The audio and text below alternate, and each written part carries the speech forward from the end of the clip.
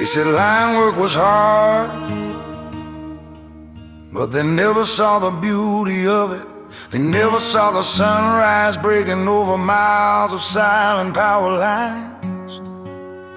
Never felt the wind at the top of a pole, where the day begins with purpose. They saw danger, they saw storms, but they never saw the brotherhood. They never saw the quiet pride in a crew that rolls out before dawn. It's good to be here. I don't know if any of you remember, I was here about in 2017 sometime with our 40-foot demonstration and what do you call it? Show trailer. Y'all, anybody here back then? You remember that? Awesome. Yeah. So good to see you again. It's been a while since we've been here, and appreciate the invite to come here. Bierer Meters, we've been in business since '87. Walter Bierer, my dad, he owns the company, and we make, as a lot of you all know, we make phasing meters, voltage indicators. We also make service testers. I know you all use our ST800. We're going to actually use your demonstration trailer and use our new version of the ST800 on your trailer. We're going to test it and use it, see if you all have any questions. And we make high pot tools, power supplies, grounds testers. This is Walter's first tool. He built it back in about 90 or so. And it's the best grounds tester in the world still to this day, and it puts true ASTM continuous current onto the ground, so it's a true test on your TPGs. And we're going to go over a lot of tools. The brochure here goes over a lot of our products, about every one of our products, including we have our own clamps. My brother Joe Bierer, he invested hundreds of thousands of dollars in our own molds. We have our own clamps, our own cable, ferrules, and all that. So we make, obviously, our own temporary protective grounds. So we do a lot for the industry. We have his wife works there. My nephew, Ryan Bierer, works there. Ryan's wife works there. Even Ryan and Hannah's little 2.5-year-old son, he's starting to learn how to shred paper and do the intercom talk to the folks at Bierer Meters. Our factory is in South Carolina, and that's where I flew in from Monday, and we did training yesterday. So I have a couple more brochures left. I'm going to leave here. You're all welcome to grab the last couple. We also have what we call, I have some of these pamphlets. It's Bierer USA. These pamphlets are all about the services we provide at no cost to you all. We have been doing this for about 10 years now, solid, training linemen throughout the country. And we do field training, tool work methods, safety presentations, tool presentations all around the country, and we don't charge a dime for it. For us to come here didn't cost CORE Electric Cooperative anything. We don't charge for anything. When I was here back in 2017, that was all we paid for that as well, doing training. So that's how we roll. We're good at giving back, and that's what we do. We give back. So there's a couple pamphlets left. We have, what we're going to do today is basically our lineman safety tool competence and workshop, and it's 4 sessions, and that's what you all are going to get, all 4 sessions today. We're going to start with, the first one is Lineworker safety tool competence, and this is going to be tactical training, technical training, tactical safety. What we're going to go over as far as the tools, how to use them properly. There's going to be a lot of things that you haven't heard before. And so there's a good time to ask questions.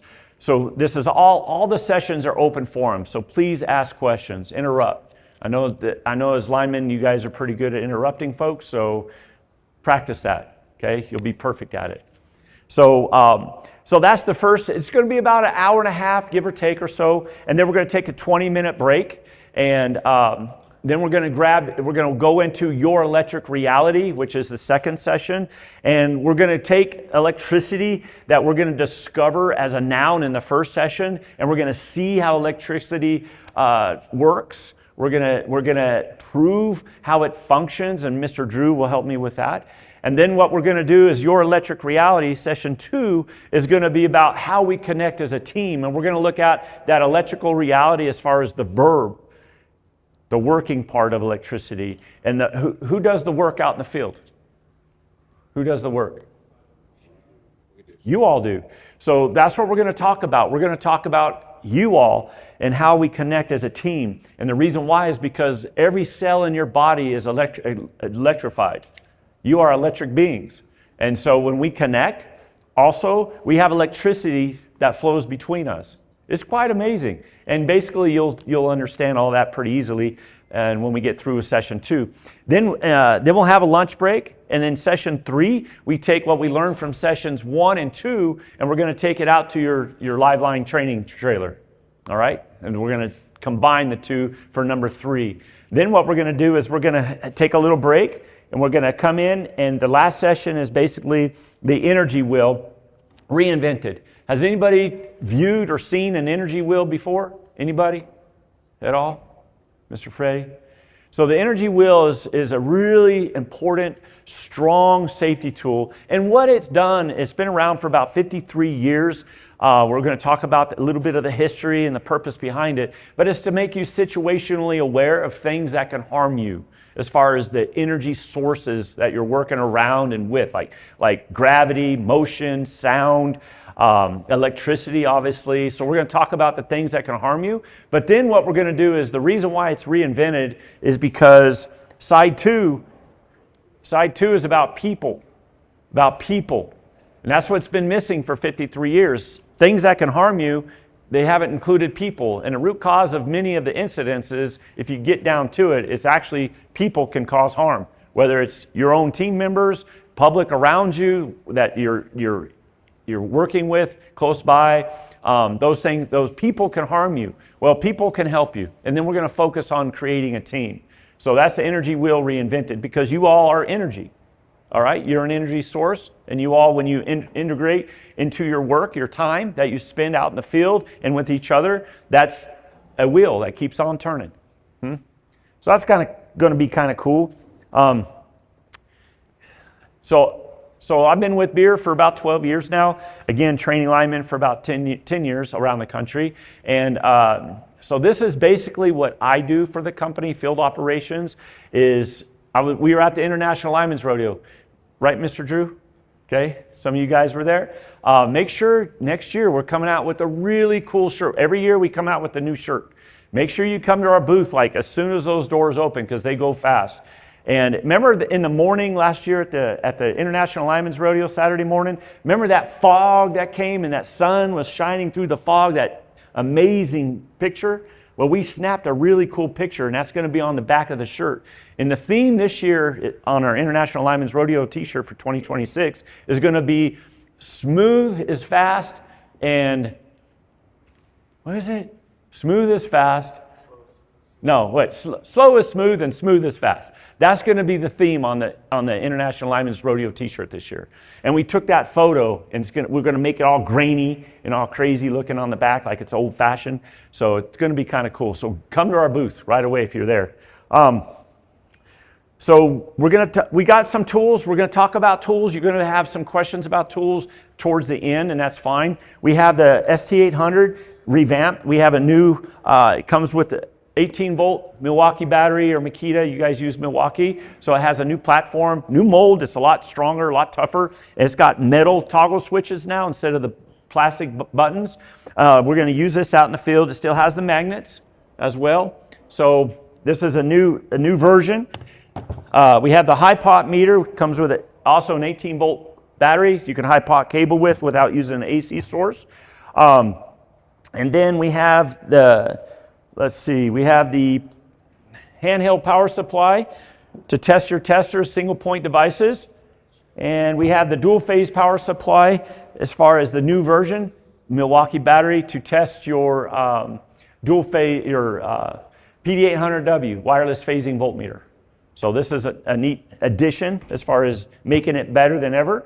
So we're going to get started here. So I started about 4 years ago, actually this month's anniversary, 4-year anniversary. I started a program called Electric Culture of Safety.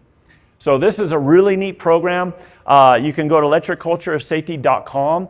We have about 87 videos or so right now. Folks that are coming into our Liveline Training Center in South Carolina, they're sharing a topic. They have 30, 40, 50 years of experience, a different topic, some on grounding, some on some technical skills, some working with contractors, some communication skills, things like that, but different topics. And you all can go to Electric Culture of Safety, click on resources, and you can download all that, all of it.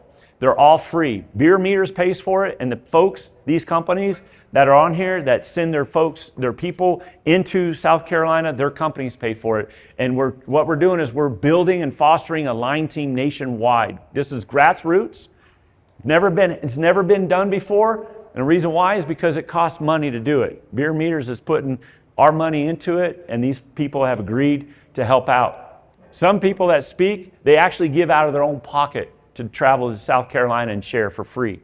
It's an amazing thing. Take advantage of it, all right? We just picked up National Electrical Contractors Association right here, NECA. So that's a really neat thing, and we're just growing after 4 years. So here's a little clip to give you an idea what it's like. Why is this happening? It hurts. Am I gonna die today? These are thoughts that flash through my mind as induction from two 500,000 volt circuits surged through my body for roughly 30 seconds. The day that we planned on just doing our daily work, bare hand project, we've done it 100 times before this. Never thought twice about how the day would go, and this day was different. If we practice for the event, we may not have to practice for the funerals. So that's from here, you guys. I'm not trying to bust your balls. That's what's really happening. This is what a lineman funeral looks like, and you don't want to go to one. Don't think we're talking about leadership and executives and all that today. This is about you and I. And this is about you and I, you and your family, all right? You need to own your safety, all right? Only you can have a positive effect on other people. You can also have a negative effect on other people, all right? But why? Why would we want to do that? Why would we not want to win the crowd? Why wouldn't we not want to build a successful culture? It's up to you and I. When you get up in the morning, I want you to look yourself in the mirror, and I want you to verbally tell yourself, I'm going to save a life today.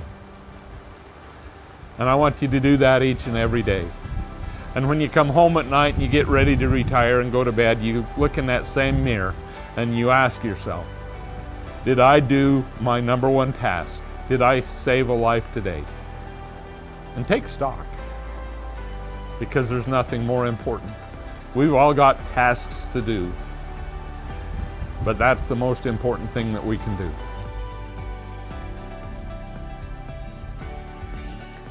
And then I talk about this from a decision-making standpoint. These leaders have to be able to make decisions on the fly. And honestly, they have to be able to do this. Stop the job now. They have to make these decisions, and we have to empower them to make these decisions. This is such a strong duty that we just can't roll over. I'll just summarize. Again, lead and protect people rather than managing robots, policing systems. Realize that hazards and risk are quantifiable and predictable. If we can predict, we can prevent. Make sure that we're focused more on self-reliance than over-relying on other people and things like protective equipment to protect us. And then use the hierarchy of controls. It works. It works. It doesn't work real well if we just settle, if we just start with PPE. It works really, really well if we have a conversation and really think about, for this task, how can I protect myself? And so I will again close by thanking Brent and Bierer Meters for the opportunity to be here. ECOS, the electric culture of safety. Get involved with that. I love what they're doing. So honored to be a very small part of it. Honored to be here today. And everybody, take what we've talked about today to heart. It doesn't do any good to talk about it and listen to it in a virtual format or watch a recording of it or see it up on the screen. It does a heck of a lot of good when we apply it in the field. So turn the words to action, stay safe, be well.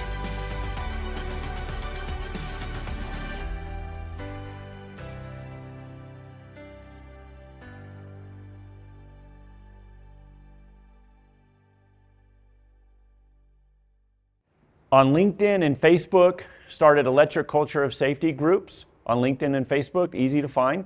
Just go to groups and do a group search. Also, Bierer Meters, go to Bierer Meters YouTube channel and subscribe. We've got almost 700 tool training and safety training videos on Bierer Meters YouTube channel. So a lot of resources that you can take advantage of. Even on our YouTube channel, we have shorts that are like 1 minute or less. Every single short that we have is designed to where you can take the idea behind even each short, and that can become a safety meeting topic. So we're trying to pick out very strong words and very strong themes for you all to take advantage of and learn from. So that's what we're doing as a company. So we're going to talk about some temporary protective grounds here in just a little bit. Want you to know that the OSHA regulations, we need to look at the rule book, the regulations as a foundation. That's it. It's only a foundation for our safety. And our organization, including you all as the employees and part of the organization, your job and the organization's job is to work together to collaborate to build the house of safety on top of the foundation. And that's what we are all about. That's what your organization is all about. So we have to build walls and we have to build the roof to where it's strong enough to handle the storms of line work, the storms that we face. You all get high winds and you guys get some big old storms coming through Colorado from time to time. And it's important to have a house that you live in for your family that puts up with the storm and weathers the storm. Well, it's the same thing with us as line workers, is we have to have a house of safety that's built strong enough and big enough, large enough, that we can build capacity inside our house of safety that we can fail individually as a person, but because we have so much capacity, we can fail safely. Because we all make mistakes. Every single day we make mistakes. So that's just how it is. So we got to work together to build that house of safety. So that the OSHA, just to reflect on that, right here, if you read, this is at a lowercase n, which is all about 1910.269 lowercase n, which is all about your temporary protected grounds, all of it, about it. And what it talks about is, it talks about the what behind the rules. Basically the what. What does it do? And you can read this, it's really simple. Protected ground equipment should be capable of conducting the maximum fault current that could flow at the point of grounding for the time necessary to clear the fault. That makes sense. Protected ground shall have impedance low enough so that they do not delay the operation devices in case of accidental energizing of the lines or equipment. So it has to have low impedance. So how do we know our TPGs are going to be effective when we take them out in the field and use them? How do we know that they're going to have a low enough impedance to be effective to trip everything? How do we know that? And as we build our EPZ zone, it's important that we inspect our TPG. So let's talk about inspection.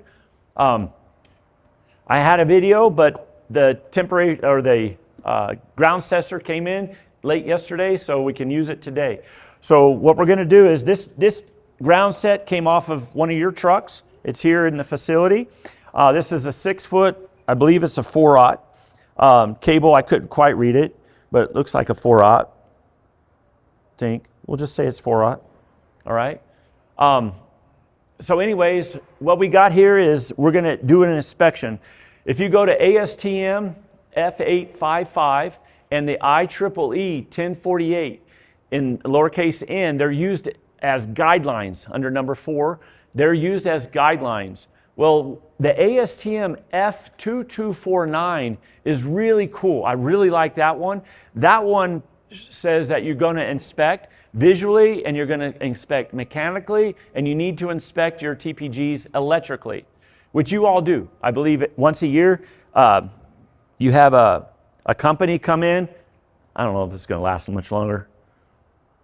You have a company come in and test your TPGs, and there's a date stamp on here. So the first thing we're going to look for is the date stamp.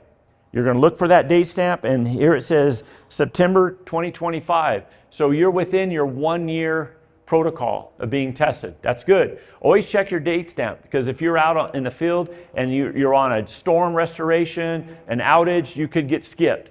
Titan could come in and do the testing and you're not here. So your TPGs don't get tested. So make sure your date stamp is good. You're also going to verify that if you can see your cable, your copper, which we can here, you got a clear jacket, you're going to verify that the copper itself looks good. You don't see any blackened or patina copper inside the jacket or broken strands. Obviously broken strands. And this here looks pretty good.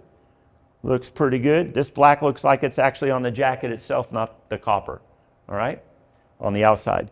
So this looks pretty good. You're going to also visually inspect and make sure there's no oxidization, especially on your contact points where it's going to make contact with the conductor. Make sure they're brushed. These are not brushed. So prior to use, make sure they're brushed, because when you brush them, that gets rid of that resistance, that impedance, right? And you want low enough impedance that they actually work for you well. So make sure your parts and pieces are clean. Make sure they're brushed. Make sure when you're looking at them, you don't see any cracks on your clamps or obvious loose components on your clamps. So it's important to do that visual inspection. You do not want to see any pinched cable or smashed cable at all. If you do, you got to replace the cable. All right? So make sure you don't want to see bubble jacket. I've never seen bubble jacket. Now I have seen, going around the country in the last 10 years, I have seen broken strands. I've seen blackened copper. I've seen loose components. I have seen it all.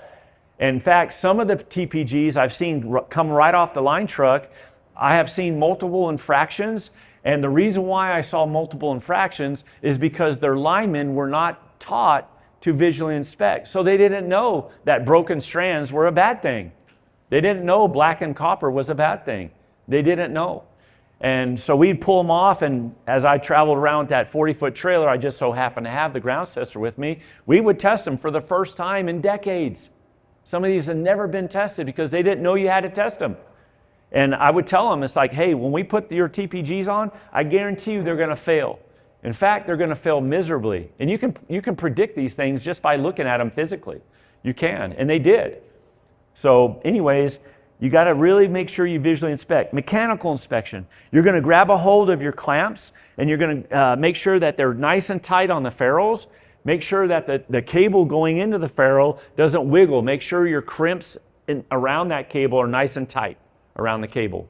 Okay? So always do a mechanical inspection. Again, I have been places, large companies in fact, that we would put their TPGs on the tester and they would fail just by a small margin, and we would test it mechanically and the clamps would spin right off the ferrule.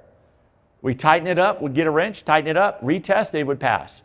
So just make sure everything's tested mechanically, visually, and electrically. Okay? And you all do the electrical, but also do you all do the visual inspections? And do you? Good. I was here in 2017, and that was one of the things I taught for you all. But so that's neat. Hopefully you were doing that before then. But let's check this out. We got a set here, and it's 6 foot ground, and it's 4/0, so it requires 6 foot. Go across the chart, a 0.34 or less in voltage drop across clamp to clamp.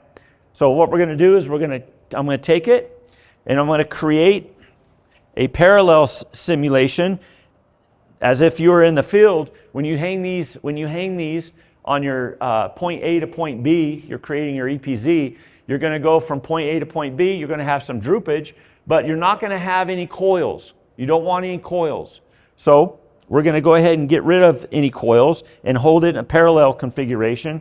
Turn the tool on, and it requires 400 amps. This chart here, my dad created this chart decades ago, and the math is so awesome and so perfect. ASTM and F855, page 2, table 1, they include his math, this chart, on that second page. And that was from him. I just learned that a couple of years ago. I didn't realize it was from my dad. So he's really smart. He's got like 17 patents, which is the most patents out of every company that you may consider be competitors, even combined. We still have more. So he's really smart. Anyways, we're going to go up to the continuous current. I'm going to stand on this side. Mr. Jeremy told me to. And we're going to go to 400 amps. And I got it jacked a little bit. If you stand up, you can probably see it better. And we're going to go up to 400 amps here.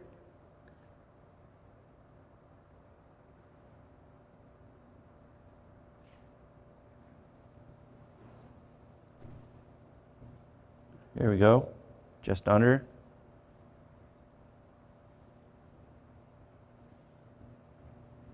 Okay, and we have a 0.029 voltage drop.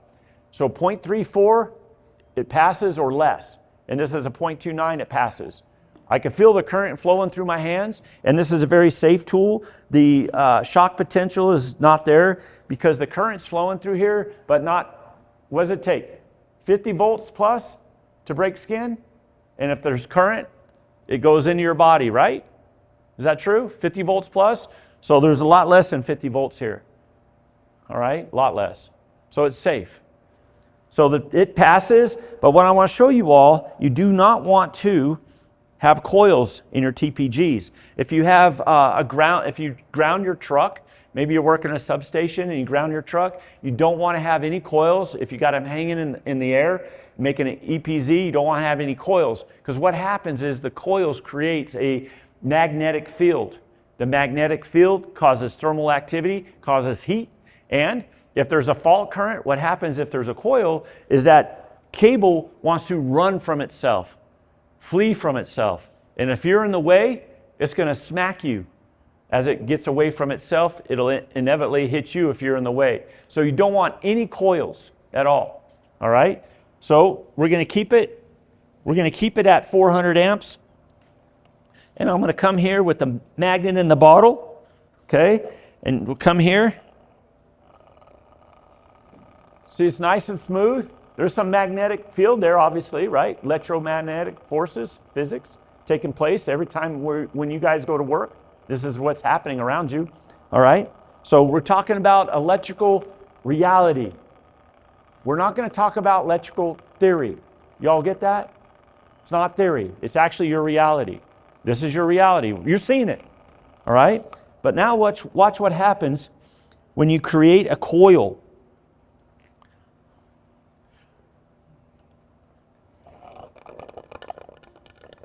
Okay? Gets all crazy. And that's what you don't want. Gets pretty violent. All right? Everybody see that? Get that? So this is real. We're gonna show you electricity today using our tools that's real, that you guys work with. So you all remember, right? When you go home after work, you see your spouse, your significant other, your children, your friends. When you go home after work, don't go home after work all coiled up. Be smooth, okay? Be smooth, because that's true, all right? Any questions regarding the ground tester? Any questions at all? All right, so just make sure your grounds, your TPGs, we're going to call your TPGs a best friend. Always take care of your best friend. Your TPGs will always take care of you. Always. Take care of them, all right? So the battery test. The battery test on your tools, whether they're horn and light, whether they're digital or analog. The battery test is just a battery test. It does not test your tools on live known voltage source. Now the training here today is non-biased. So it doesn't matter if you're using our tools or another manufacturer's tools. How electricity works and how the tools work is the same. All right, so this training you can use for the rest of your career. So The battery test on a horn and light, you're just going to go to the selector switch, which we have selector switches, as you all know, on our tools for battery tests. Some manufacturers have a push button. So you just push button, or you go to the selector test position. On a horn and light, you want to see and hear. If you don't, put a new battery in, a 9-volt battery in, and do it again. If you don't see and hear, then what we want, and you know the battery was good, what we want you to do is, here's your quick change. Undo your quick change, put a new battery in, retest. If you still don't see and hear, tag it and send it directly to Bierer Meters. We made it, we can fix it. So 20 years from now, if something breaks, goes bad, we can fix it because we built it. All right? So the analogs, you want to see that needle. If you have analog, I think there was some folks yesterday said they had some corded analogs, but when you do a battery test, you want to see that needle deflect all the way. Just like that. Okay?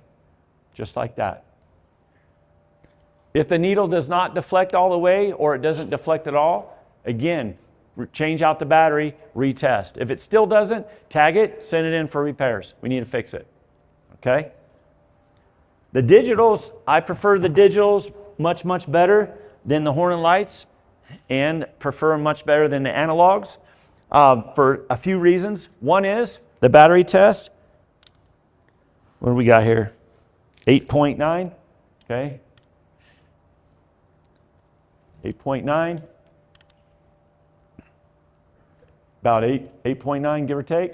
All right, so the battery test, it actually gives you the digitals, all the digitals give you the battery potential that's left on that battery. The horn and light didn't do that. The analog does not do that. Is that correct? We didn't know, but we know the battery potential, what's left. If you see 7, if you see 7.2 volts, go ahead and change it out in your digitals, like your PD800W, just change it out, all right? Put a new battery in it and then retest. So we're gonna go over that. Also, the reason why I like the digitals better, not just because of the battery test, but they give you more information, which we just proved it. It gave you more information, plus they're more robust. They don't have levers, springs, moving parts like the analog does inside. So they're all digital, all components, and they're more robust, stronger. The analogs, if you drop them over time, they're going to start stretching springs, start stretching parts, and it's just not a good scene over time. Any questions regarding battery test? So the battery, remember, the battery test does not test anybody's tools on high voltage, live known voltage source. All it does is check out the little 9-volt battery. There's not a transformer inside the tools stepping up 9 volts to high voltage. It's just not there in anybody's tools, all right? So the proper accessories and device care, when you're using these tools, make sure that you keep them clean. Your hot stick wipes are great. Make sure you don't have any dirt, grease, paint, or calibration stickers, anything like that on the probe itself. Keep it all clean. You're going to visually inspect. Make sure you don't have any big cracks or broken pieces on your voltage detector or your phasing meter. Your PD800W that you all have in your kits, we do have these antenna covers. Make sure that you have these in your kits. If you don't, you can contact us and we'll send some out to you. Make sure you have those antenna covers to protect the antenna. And you want to be able to see that yellow line. If you see the yellow line right there at the antenna, that's letting you know that it's seated properly and that's where it needs to be and it's not damaged. If that gets damaged and pushed into the tool, it may not work properly if you don't see that yellow line. So take care of that. The proper accessories, the tools come with, as you all know, they come with a hook probe and a straight probe and a hot stick adapter. Universal grip ball is typically what they all come with. If you're missing your accessories and you're not able to use them because they're not in your kits, contact us. We'll send you the accessories. We have them, we make them, so we have them. Okay? If you all do any hot bushings or feed-through work, make sure you get the bushing adapter added to your kit. And they can come individually. All these things can come individually to you. That was a question yesterday. or you can add them to your kit from that point forward. If you don't have the bushing adapter, you can add it to what you have. And then from now on, if you need the bushing adapter, you can just add it and build a kit. And when you order it, it automatically comes with a bushing adapter. So make sure you use the proper accessories. You can use these tools just with the cone tip, but that's a shortcut. And we'll discuss that later coming up, why that is a shortcut, and it's also not safe. So always use the proper accessory, and you'll see why more so in just a moment. Okay? When you are done using them, make sure you put them back into the box, back into the case, or the bag that they may come in transit, because you don't want them bouncing around your truck, getting all beat up. Take care of them, and they'll take care of you. Okay, everybody? Any questions thus far? Okay, kind of simple. So here's a equation that I want you all to remember from this point forward, and it's x plus y equals z. It's a very simple equation, and x is the conductor. Whether the conductor is energized or de-energized, x is going to be your conductor. The y is the why behind the tool functionality. It's important that if you're using your tools to trust with your life, down in lowercase n, your temporary protected grounds, number 5, you're going to use your tester to verify an absence of system voltage. So if you're using the tool to test for an absence of system voltage, you're trusting the tool with your life. So that's a serious personal protective piece of equipment right there. Pretty serious. So you want to know how the tools work, how they function. So how they function is the tool makes contact with the conductor, and the current starts flowing through the tool, the potential starts flowing through the tool, and the tool looks at that current in relation to the ground plane here, and it gives you the voltage indication. It lets you know if you're in phase, out of phase. It lets you know the voltage indication in relation to the ground plane. That's how they work. If they're corded, they do the exact same thing functionality-wise if they're corded, but instead of going through the air, that potential, that current is going through the cord to that secondary probe. This one happens to be on the table, the metal as a ground, right? So it goes to the ground through the cord. Everybody get that? That's how they function. That's important to know how they work. Don't just take a tool and use it out in the field and not know the why and the functionality behind your tool. A boom truck. Get to know your particular boom truck, the limits of it, the strengths of it. You got to know these things. All right? It's so important to get to know the why behind all your tools. So, equals Z. So the conductor, the functionality, then you get equals Z. Z equals safety, because you're trusting the tools with your life. So let's just go there. When you're using these tools, you're not concerned first and foremost whether you're in phase or out of phase. That's an improper outlook. What you want to do is you want to look at the tool as a safety device. Am I using it safely? That's the most thing. And then the next thing is in accurate information gathering. That's how we need to look at these tools. You want to gather accurate information. You don't want to use it improperly and just get some information and use it unsafe. You want to use it safely and you want to get accurate information, because these tools are very accurate when you use them properly. All right? Any questions regarding this part at all? This here, so we're developing right now a certificate of completion. So once we get this video edited and all set for you all, that's what Mr. Jeremy's doing here.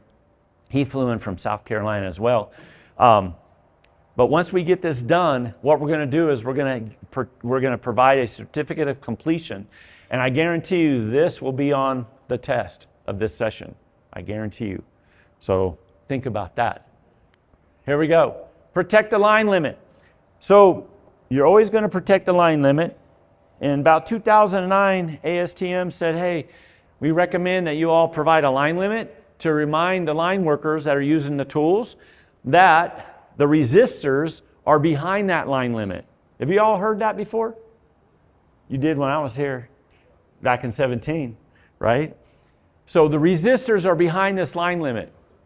So behind that line limit are the resistors that helps protect the tool from that primary power.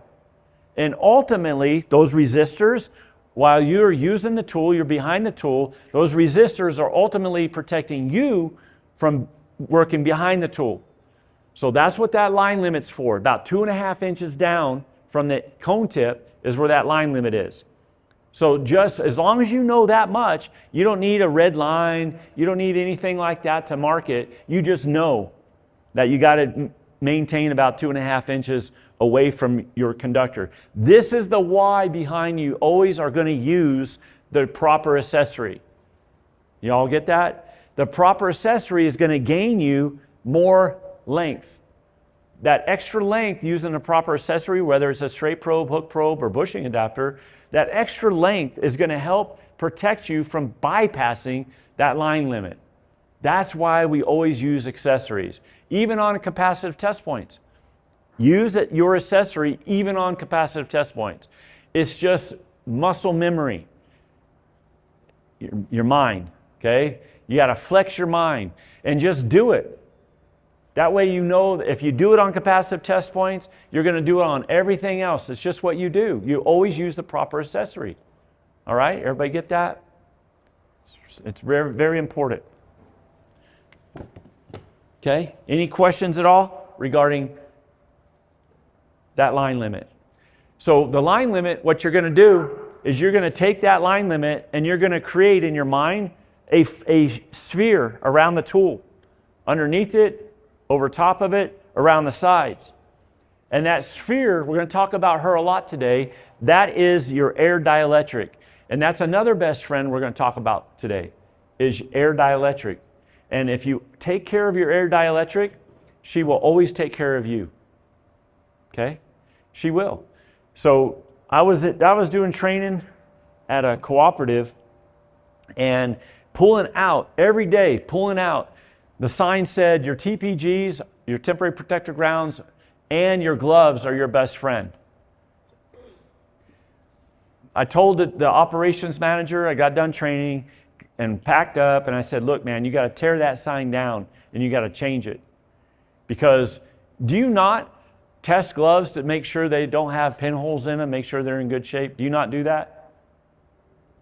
From time to time, right? You test your gloves. You're supposed to. The reason why you test them is because they can fail, right?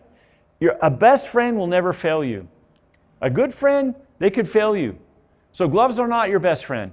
They're on the hierarchy of controls. They're a PPE. They're the last point of defense for protection for you. Is the last thing is PPE. No, man, your air dielectric, that's like the first thing.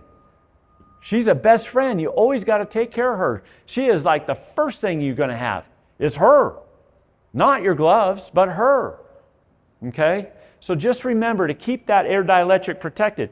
If you're going to investigate the area you're going to use your tool. If you have a ground plane that's in close proximity to that air dielectric, your sphere, and it looks like it's going to cringe on that air dielectric, or you have another hot phase, maybe a tight switching cabinet, you have another hot phase near that meter head, man, don't do that work.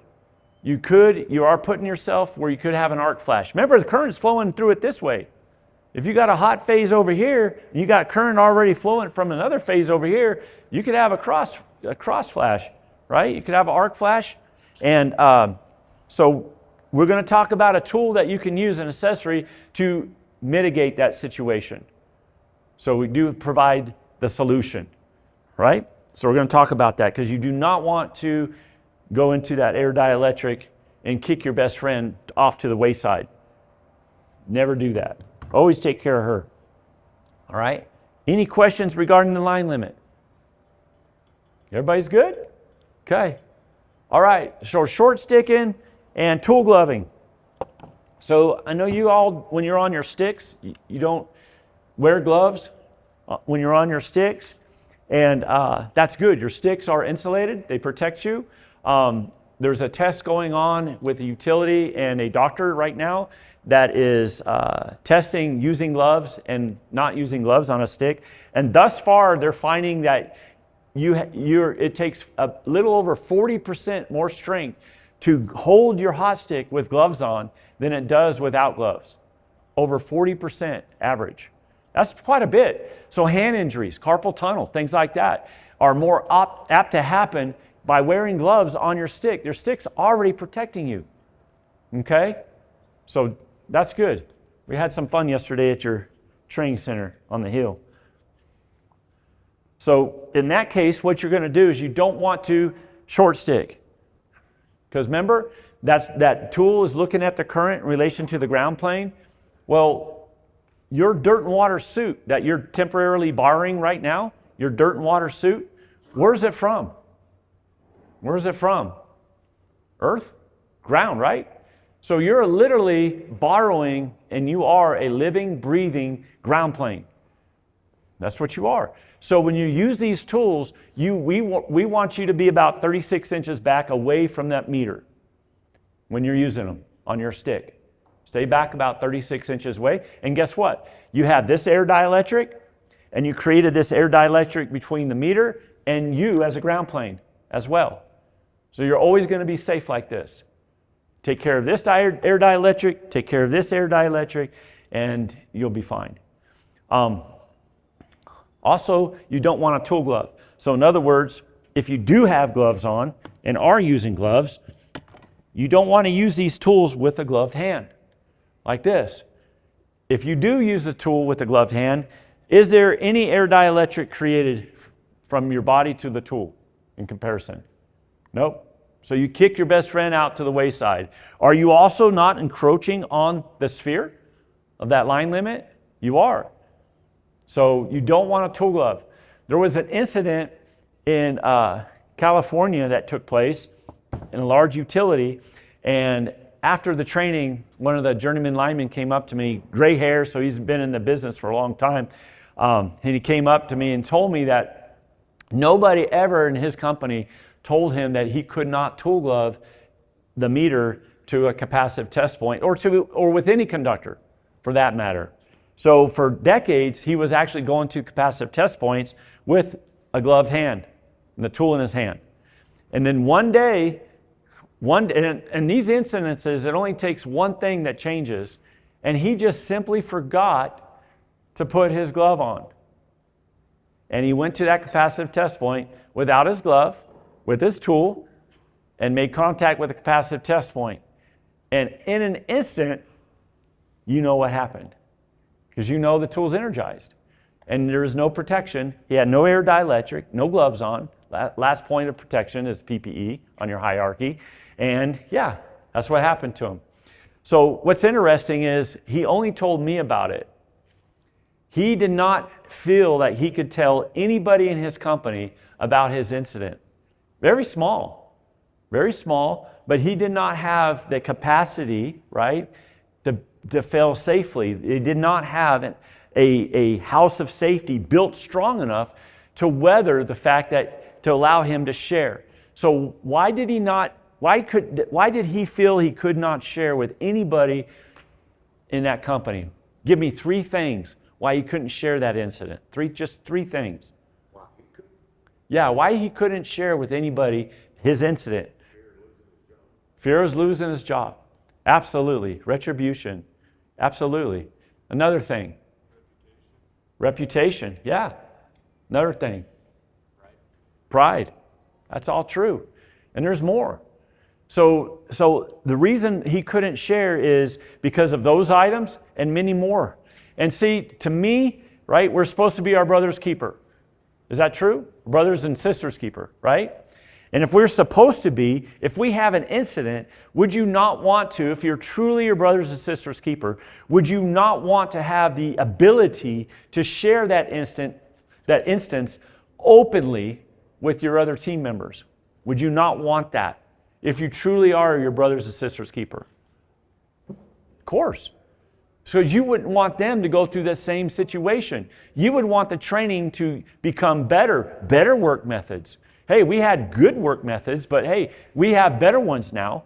So let's train a better work method. Let's let everybody know in our company, in our organization, that we cannot tool glove tools. We're not training it, we haven't been, and we need to because of this incident.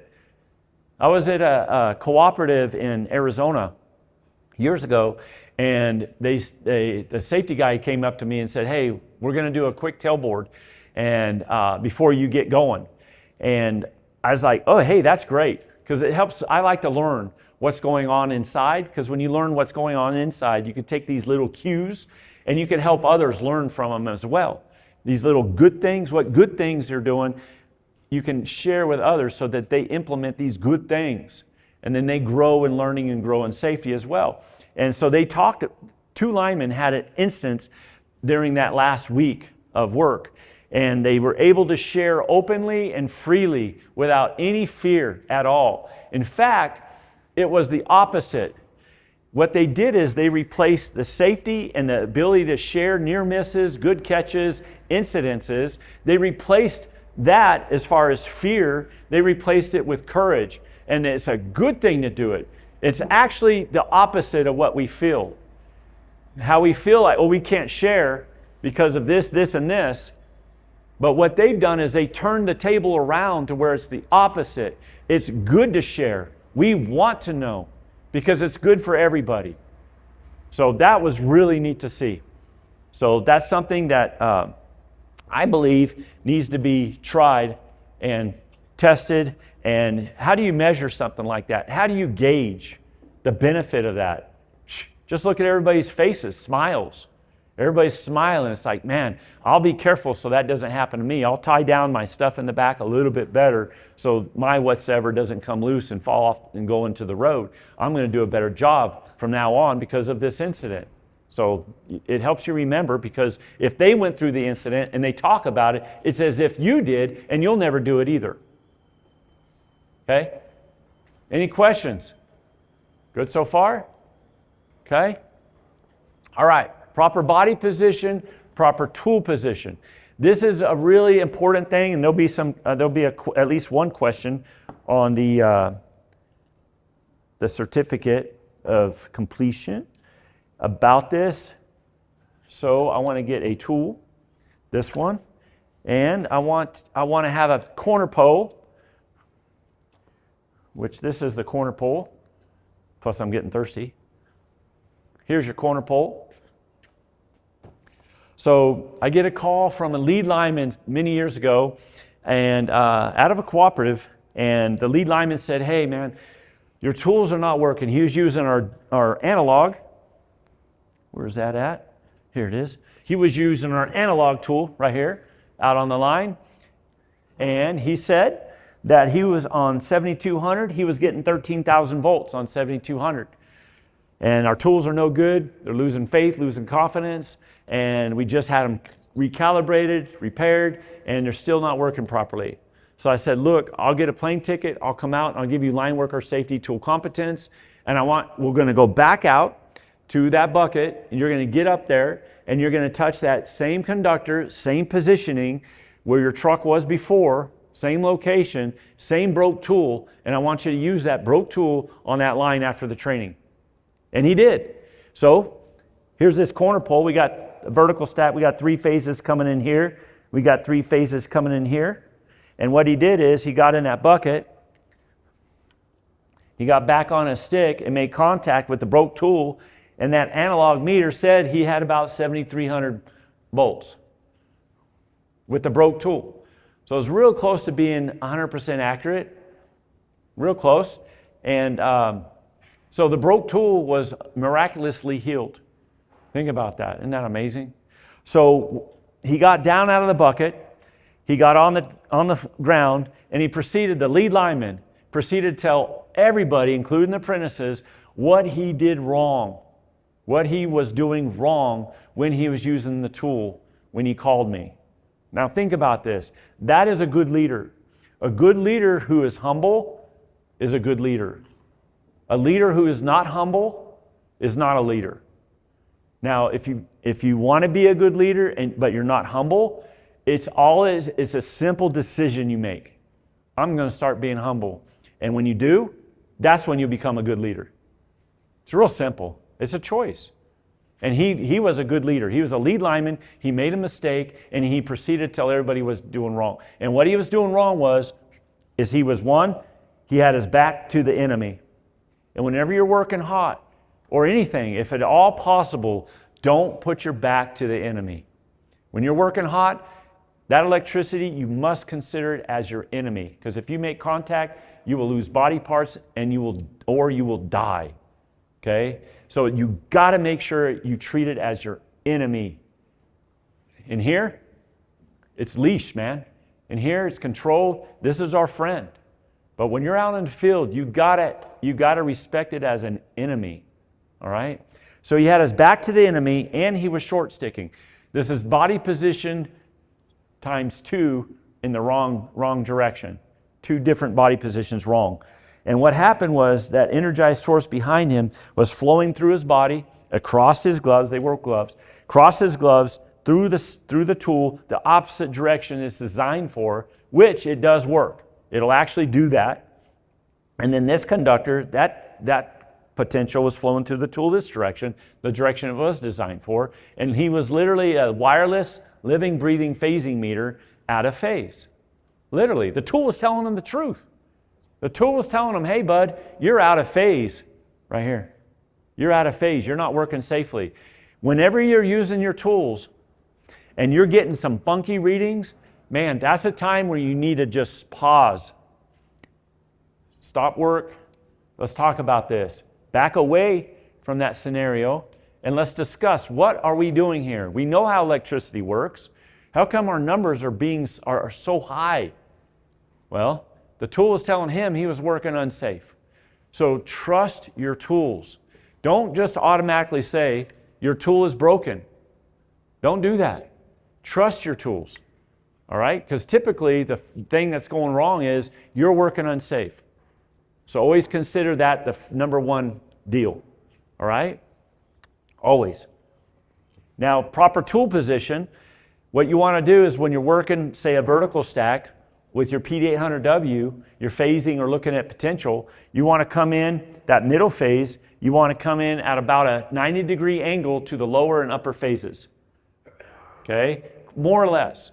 You also want to come in at about a 90-degree angle to that long source, that same phase, about a 90-degree angle. Okay? When you're using your PD800W or any voltage detector for that matter. If I'm coming down with let's say I've got an extendo stick and I'm on the ground, which is fine, and I'm bringing that meter, that PD800W, and that meter is getting close to where that corona of that lower phase is going to start sliding into the meter, what will the numbers do? Will they go up or down? Up. Numbers are going to go up, right? Because now I'm starting to get into that other phase. And that's okay. So in other words, sometimes using an extendo stick like we did yesterday, using an extendo stick, although it was a horizontal stack, if you're using an extendo stick and you're on the ground, and the safest thing to do is to use an extendo stick, if you know that if you come in at an angle and that meter is going to read higher than it should, that's fine. As long as you realize that. The meter's not broken, it's not being inaccurate, it's actually being accurate. It's telling you you're starting to get into that other phase. And that's fine, because that's a safe position to be in on the ground with an extendo stick, right? Now, if I go to that long source and I start coming in parallel with that same phase long source, what will happen to the numbers? They what? They go down. That's right, because it becomes same potential. So your numbers are going to go low. Now, sometimes you got to put that bucket truck or whatever in a position where the safest place to be is where you got to come in at an angle to that long source. That's fine if that's the safest thing to do. But just realize that your numbers are going to be a little lower than your system voltage. But if that's the safest way to handle the job, that's what you want to do. All right? And yet, your PD800W, if you had induction or backfeed on that long source, it would still give you that indication. It'd just be a little lower number than what it really is. Maybe it's 1,000 volts backfeed, or I'm sorry, induction, and maybe it'll say it's closer to 500 volts. That's fine. It's still letting you know there's induction. Everybody get that? That'll be a question on the exam. All right? Just remember that. So proper body position, proper tool position. It's not the tool that's broke, it's your work method that's broke. Typically. Most calls that we get is, and they talk about our tools not working properly, about 99% are user error. Seriously. There is that 1% where that tool's been out there, it's been banged up, and the tool's just not working no more. We got to get it fixed. So that's awesome. And we have great, if you call, when you're out in the field, you're having issues, man, feel free to call our customer service. Ryan Bier's usually there, Joe Bierer. As far as technical calls, they can help you out in real time. All right, so call our customer service, get that technical support that we offer. There's no cost to it, okay? So these 5 steps, I want you all to remember, they're super important. These 5 steps, Mr. Drew and I, we actually use when we're working in the field. And there's reason behind Mr. Drew and I using these 5 steps. When you go to number 5, that lowercase n, to temporary protective grounds, basically it says use your tester to verify an absence of system voltage. And then if it's absent, you're going to ground. So typically we're training open test ground. But that, for Drew and I, it's not good enough. So what we're going to do is we're going to go to that job site before we open that switch, and we're going to use our tool and we're going to test it on a live known voltage source. Now, if you don't have a live known voltage source for your PD800W, again, I think you guys use the dual phase power supply, and we're going to kind of go review that today out in the field, how to use that properly for a live known voltage source. If you're on an outage or storm restoration, you don't have one. But today, Drew and I have a live known voltage source, so we're going to go to that and do the test first before open. 3 reasons. One reason is because you want to test your tool on a live known voltage source. Make sure it's working on a live known voltage source, because the battery test does not prove it. Okay, so that's one reason. 2 reasons is you want to verify your tool's calibrated. Your PD800W gives you a great indication that's calibrated as far as for phasing purposes. When you first test the battery, you see a 510. If you see a 510, it's letting you know it's calibrated for phasing. Okay, that's good. But we also want to verify that it's going to be accurate on the potential side. So we're going to test it. So if it's calibrated for 20 years, and Drew and I have been testing our tools for 20 years out in the field, if it stays calibrated and it's working accurately for 20 years, do you ever need to send the tool in for calibration? Do you? If you test it for calibration and it's calibrated. Huh? You really don't need to. I'm just going to tell you. If you test the tool, this second reason, and you test it for calibration before you use it, and it's accurate, that means it's calibrated. We recommend you do once a year. We have to as a manufacturer. But we also like to train you to be responsible for checking the calibration prior to using the tool. Remember, Z, safety, and what? Accurate information gathering. If it's calibrated, you're going to be more likely to get the accurate information gathering. So check it, calibration. The third reason why Drew and I do this, and this is the biggest reason why we test first, this third reason for number 1, is Drew's going to ask me if I got his back today. And I'm going to ask him if he's got my, Drew, do you have my back today? Always. See? So you want words to be spoken, not just a head nod. You want words, because words are a contract. Words are a contract between me and Drew. We have a covenant, we have a contract. All right? A head nod does not count. Okay? You want words, because words hold power. Words are very powerful. All right? Everybody get why we test first? Now we're going to open. Then what we're going to do is, let me take this 3 kV power supply. And then what we're going to do is, we're going to use the VD1000P. and put it in URD. So we test first, me and Drew, for those 3 reasons. Okay? And then PD800W works the same if you put it on URD, right? Okay? And then we open. We're going to open the switch. Test. Nothing. Okay? So what we're defining here is the tool is telling us not only number 5 does it say you're using the tool to test for an absence of your system voltage, then you're going to ground, but I want you all to train and think this way. You're going to also verify that there's an absence of backfeed and an absence of induction every single time, all 3. And I think the regs need to be changed to say that. Right now they don't. And this is where it's, you have to, no matter what, you have to use a direct contact tool. Do not use non-contact tools for this purpose.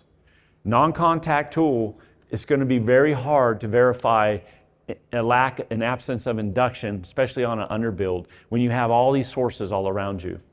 You're not going to get accurate readings. You're going to become maybe a good guesser. But a lineman, we cannot afford to be ambiguous.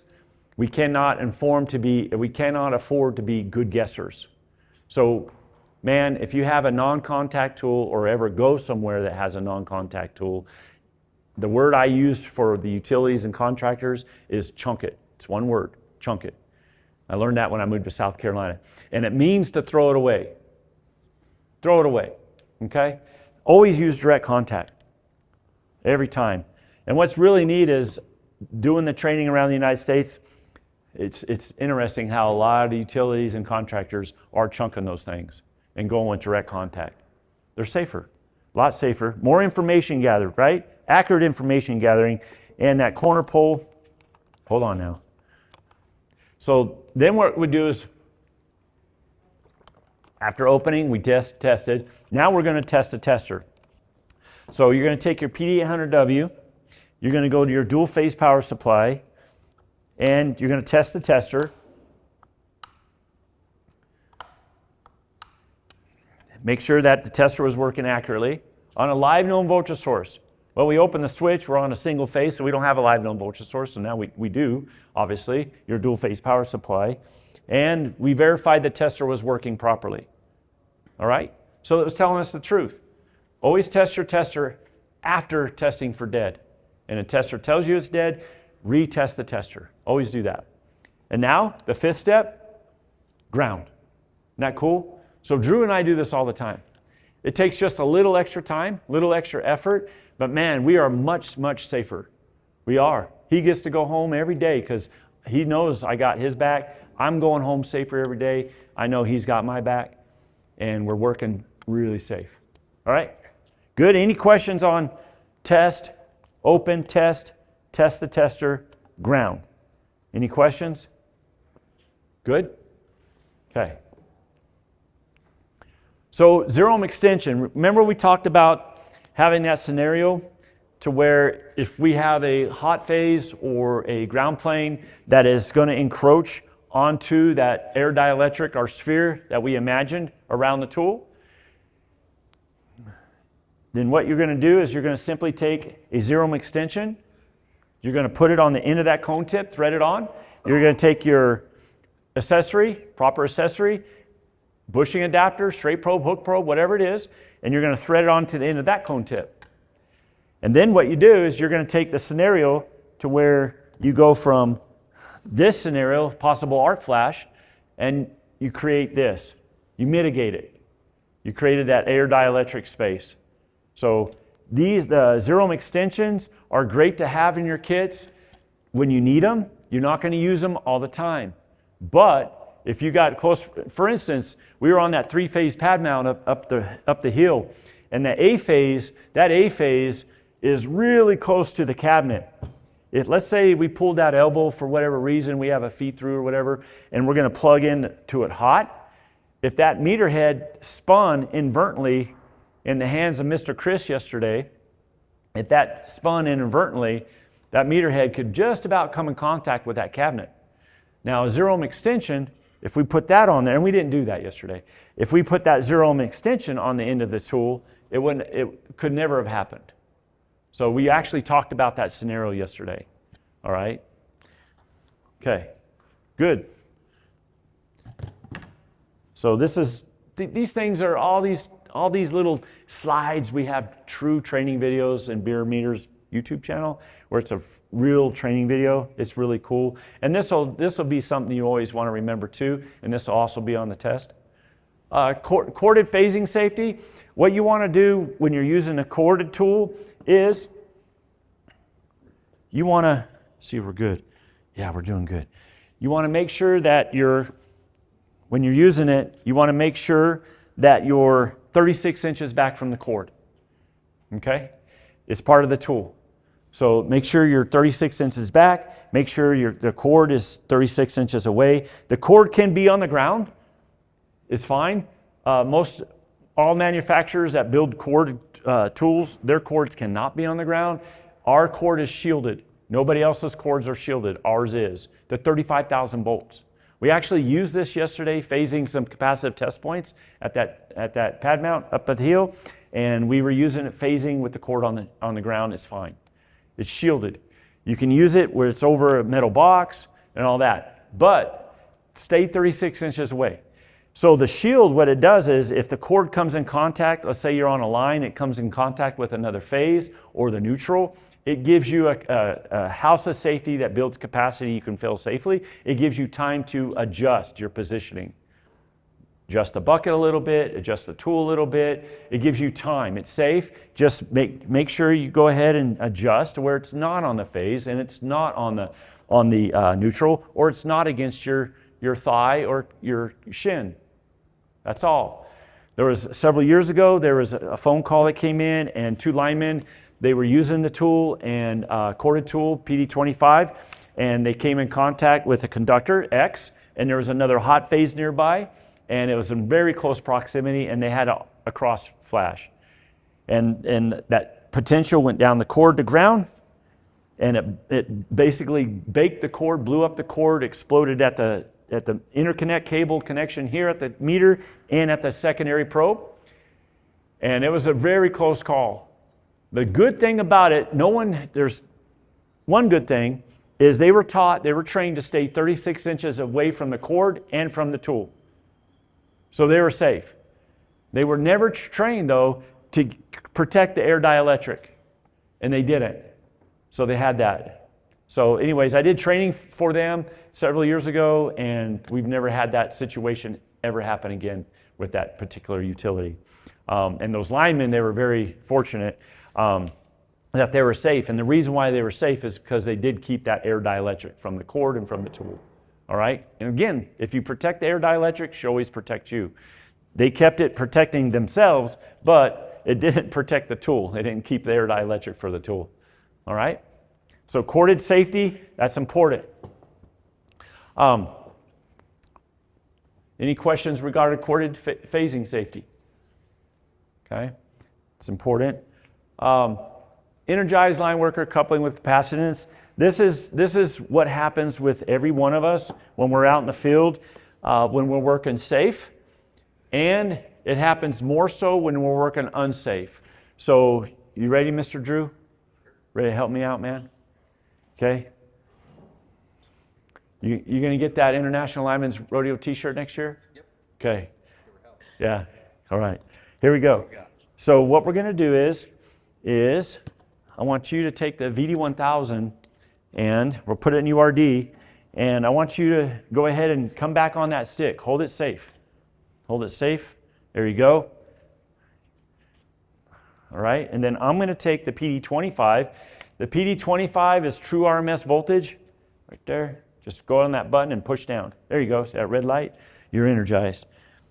Take the PD25. It's true RMS voltage plus or minus 1%. It starts working at 1 volt. So what I like to do with these tools, especially this one and the wireless, the VD1000P, which he's holding, which has a proximity function, which is kind of cool. You can use it to kind of use it as what I call lineman experiments. So we're going to get a little scientific here. And you all, when you're out in the field, when you're doing your training, learning about how the electrons work and all that, you can do the same thing with these tools. Actually, I'm going to add a bullet point to the next brochure and call this tool and that tool and a couple other tools that you can use them for lineman experiments. I'm actually going to say that because they do work good. So I'm going to go to 2 kV with this tool. Get that, Jeremy? Go to 2 kV, so it starts working at 1 volt, goes to 2,000 volts. And I'm going to go ahead and read Mr. Drew's boot. His shoe looks like a tennis shoe, man. Okay. You all see that? 10 volts. Okay. See that? 10 volts, Jeremy? All right, I'll come around to you guys. Now remember, there's hardly any power here. There's no danger, so if the cord brushes up against you, you're fine. And you're ground. Y'all see that? Here. About 15 volts. Y'all see that? Okay. So that is true. Now, Drew is working safe. Now, Drew's working safe, and he's coupling with the capacitance. Y'all see that? 15 volts. Now, this works exactly the same if you're using gloves or no gloves. And the reason why is because the electricity, gloves or no gloves, sees Drew as a ground plane. Even though the gloves are a dielectric, it doesn't matter. His hands are protected, but the electrons flow across his gloves, across that insulated stick to ground plane. Mr. Drew, I'm going to catch your hand, Drew. You all see that? 20, 21, 21 volts. See that, Jeremy? It's a little dusty from yesterday's sandstorm. Like being in Saudi Arabia or something, man. Huh? Okay? All right. Come around here. Well, I can't give you his hands over here. Oh, there we go. Thanks, Drew. You're so accommodating. See that? All right. So now let's look at this, Drew. Let's go ahead and short stick. Bring it on in, man. Okay? So Drew's never had this training before, let's say, and no one's ever told him that short sticking is not safe. He's never heard that. He's been short sticking, let's say, your entire career. Sure. Okay? Let's just say. I know that's not true, but let's just say. So, whoop, timed out. Okay, here we go. Okay, here we go, 17. Got that, Jeremy? 17. There's 18, okay? And then I'm going to catch your back. There's 22, okay? You see that, Jeremy? Okay. 20, 21, 18. Now I'm going to catch your hand, short sticker. 32, a little higher, huh? 33, right? And you all see that? 28. Okay. Now, I'm going to have you tool glove, but I don't want your hands touching that quick change. Okay. Put one hand like halfway on that, and there you go, and bring that other hand behind it, closer behind it. There you go. Yeah, don't touch that. Okay, it's not going to hurt you, but you won't like me. All right, so let's say there's no stick. He's using the hot stick adapter. Okay, there's no stick at all. Okay, now we're getting 24 on his boot. Okay, and there's a 23 and his back. 28, 27. 31, okay, his hand, 62, y'all see that, 62, there's 63, and can you move just a little bit, there you go, okay, 35, okay, so, okay, you go ahead and pull back now. So you all see how that works? When Mr. Drew is working unsafe, those electrons get all excited. They see his body, and they want to couple capacitively more so with him. Now, it's dry today. If it's moist, those numbers would be a lot higher. So what I'm saying is on the tailboards, if it's real moist out here, and which you guys have moist days sometimes, foggy, snowy, misty rain, stuff like that, make sure that on your tailboard you talk about how instead of keeping our mad, we're gonna become madder today. In other words, we're gonna increase those distances of our mad a little bit more because those electrons are gonna start coupling more with you. And if you have a slip, a little trip, or a movement, your opportunity of becoming energized and an arc flash is greater on those moist days than they are on a dry day. So we want you to be a little madder. Okay, good. All right, Drew, go ahead and get back on that stick. Press down and let's look at this. We're about done here. All right, so I'm gonna be about, you're what, 3 feet away? I'm gonna be about 3 feet away. And you guys see those numbers right there? About 13 volts in the air.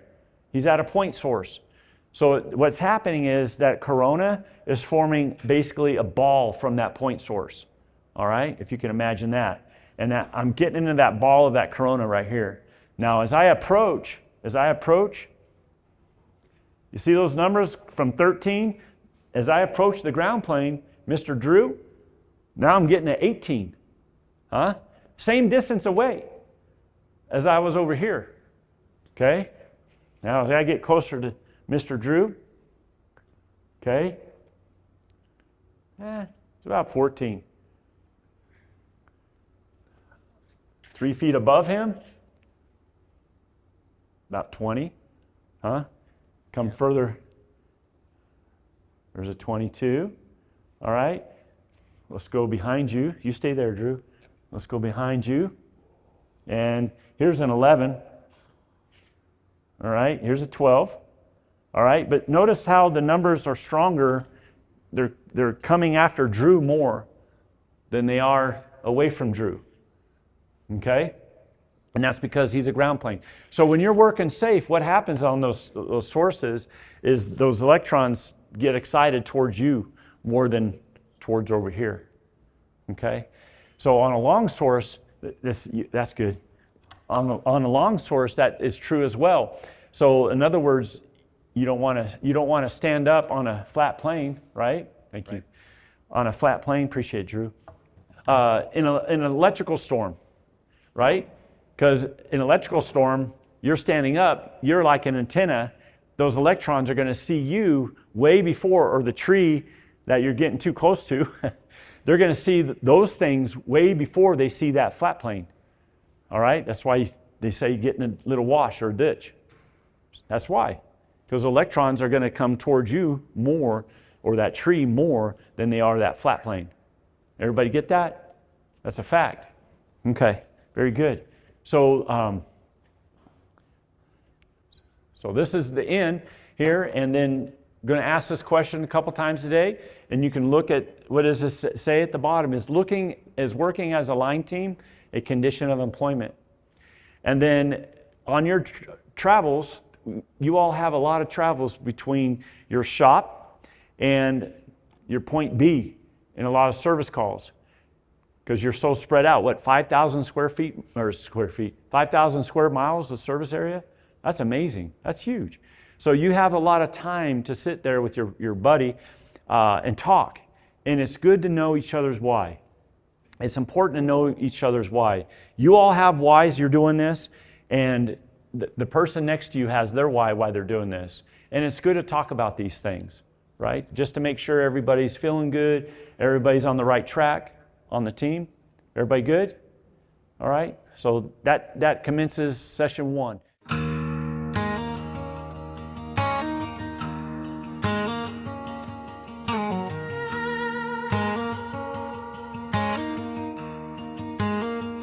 They said line work was hard, but they never saw the beauty of it. They never saw the sunrise breaking over miles of silent power lines. Never felt the wind at the top of a pole, where the day begins with purpose. They saw danger, they saw storms, but they never saw the brotherhood They never saw the quiet pride in a crew that rolls out before dawn. You spend a ton of time here with this family, you know, and you grow those bonds and just become super close. I mean, I've been climbing things since I was a 3-year-old. I've gotten in trouble for climbing things my whole life, so to get paid to climb on things is pretty awesome. This trade isn't just everybody knows everything. We always learn something from somebody somewhere along the way, and as long as we can transfer that, then everybody can go home at the end of the day, enjoy their families, enjoy their lives. This is your social construct in your electric reality. You guys are linemen. You keep the power in the lines, right? It doesn't matter, we got bad weather coming, it's cold, it's hot, it's rainy, it's snowy, it's sleety. It's a beautiful day, all right? But those things don't change our electric reality. Those circumstances don't change our electric reality. So don't allow the other circumstances that can cause harm to change your electric reality between one another, the verb. Because line work isn't just a job. Every bolt tightened, every wire pulled, every climb made against the wind. It all means something. Out here you learn that strength isn't loud, it's steady, it's earned one climb, one storm, one long night at a time. And when the lights finally come back on, when the whole town breathes again, that's when you see it. Thrive is the values we set here at CORE. Together, health, respect, ingenuity, value, and endurance. And we embody that into our everyday business. I chose CORE Electric Cooperative because all my instructors at line school, all my buddies and brothers in the trade all spoke very highly of it. Just wanted to help out my own community. Safety culture is important so that we all get to go home to our families at the end of the day. I tell everybody, be selfish about that. Think about your hobbies. What do you like to do? If you like to be out hunting, fishing, you have a broken arm, you have a broken leg, you're injured, you can't go do that kind of stuff. If we don't understand why we're doing something a certain way, then you end up just checking a box and following the rules. So education, training, and discipline and accountability with the crews themselves, the people on their crews, and just taking care of each other, that creates that ownership and that creates that success. Every business, every company is going to preach safety, but it's got to be us that take it on day to day and make sure we go home. Jobs will get done, I guarantee you. We're focused on the wrong thing. If we focus on one another, man, there's going to be a lot less people jumping from one job to another because they realize that they have a place that they can call home, and they set roots. They set roots and they build something that's more valuable than that extra $1 an hour. Okay? You got like a family, a line family. To me, that's way more valuable than working with a company that treats you as meat and they got people going revolving door. That's not good. But you guys, this is a good spot. This is a good spot. That's when you see it, the beauty of it, beauty of line work.